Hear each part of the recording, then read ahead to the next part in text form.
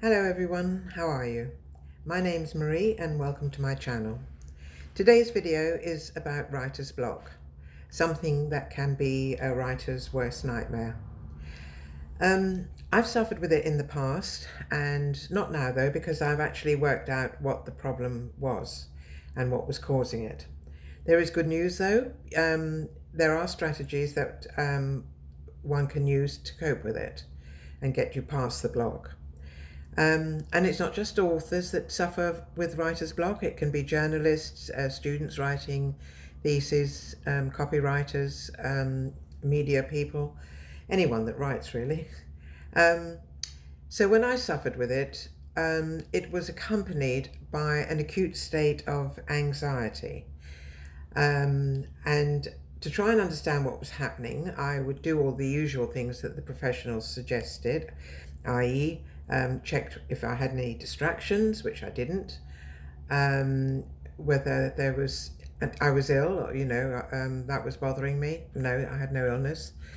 Any financial difficulties? No, none, no financial difficulties. And I'd try different things to overcome it, like I'd go for a walk, or change my writing environment. Instead of working at my desk, I'd take my laptop out onto my patio and write out there. Or I'd relax with a cup of tea, maybe read a book, or just leave the writing alone for the day and sleep on it and have a go the next day. Or start somewhere else, maybe pick out an anecdote. I was writing a memoir, so I had plenty of anecdotes and research. So I would pick out a topic, maybe write a sentence, try and turn it into a paragraph, and it might be totally unrelated to what the bulk of what I was writing about, but anything to get me writing. So whilst these were very good strategies, they didn't help me. I still had the writer's block. So I decided to talk to a friend of mine, and she asked me, what is it about writing that frightens you so?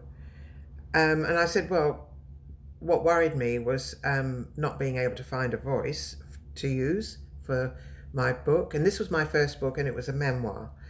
But I got past that problem by using diary entries and letters for dialogue instead of actual, straight narrative dialogue.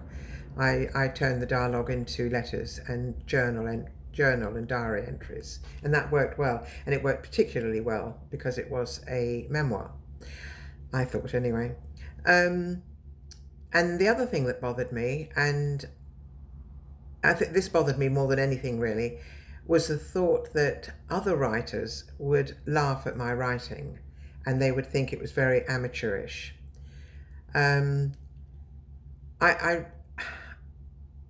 I knew I had a really good story. I had absolutely no doubt about that, but I didn't have a huge vocabulary. I'm not inarticulate, but I thought my vocabulary might be a bit limited to do the story justice.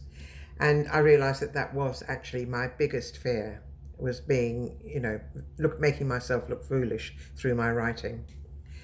But like they say, I pulled up my big boy pants and decided to trust my instinct and my writing and get on with it. And I put a link actually in the description for my book, and you can judge for yourselves whether or not you think it's amateurish. Let me know in the comments if you do read it. Anyway, having worked out what was causing it, I still got writer's block, but when I got it, I would use the strategy of choosing an anecdote or pick out something random from all the various notes I had and just write a sentence or a paragraph around that, and then hopefully slip it in somewhere later on. And that got me going, and it worked. It actually worked. So although writer's block can be very daunting, It's not something to, if you're lucky, it will only last an hour or two, and there are strategies that can help you cope with it. So tell me, if you have writer's block, let me know in the comments how you deal with it, because that will help other people as well. And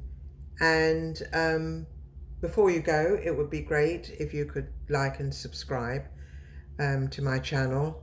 But in the meantime, I'll see you next time in the next video. Take care, look after yourselves, and bye for now.